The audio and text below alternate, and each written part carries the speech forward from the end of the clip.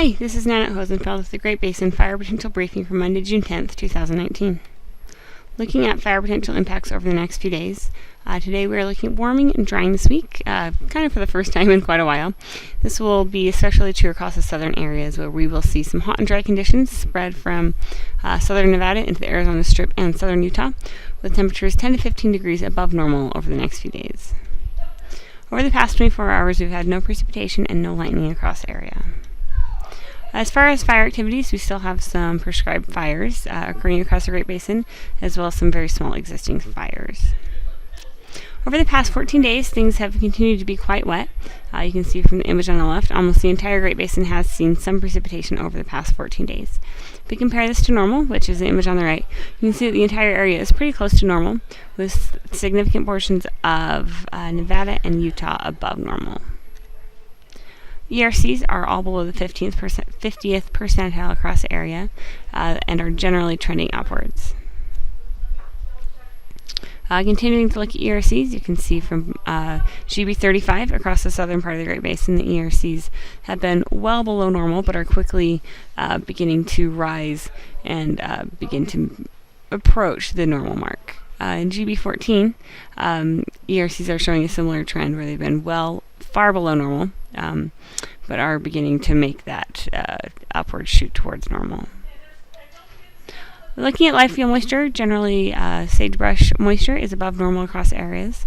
You can see that reading from Beacon Pass in central Nevada is looking at normal, but in general, sagebrush moisture is at or above normal across the area, and we have heard reports of fires starting in the grasses and then slowing or stopping once they move into sagebrush areas. Satellite this morning shows high pressure building over the Great Basin with a low pressure system pretty far off into the Pacific Ocean. Continuing to look at the weather pattern for today, we do have high pressure in place across the Great Basin, and with the warmer conditions, we are looking at yellow fuel conditions across the southern part of the Great Basin. Looking in more detail at today's weather, we will see temperatures pretty close to normal for this time of year and light winds across the entire Great Basin.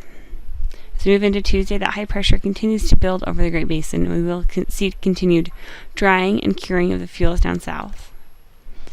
Temperatures will rise pretty significantly across the southern part of the area on Tuesday, looking at temperatures over 100 degrees across southern Nevada by Tuesday afternoon. Winds will continue to be quite light across the area. As we move into Wednesday, we still see high pressure in place across the Great Basin, although we start to see some moisture moving in across the northern part of the area. And continuing to look at the weather in a little more detail, you can see temperatures will remain above normal on Wednesday across the area with very light winds. Over the next 3 days, little if any precipitation is expected across the Great Basin.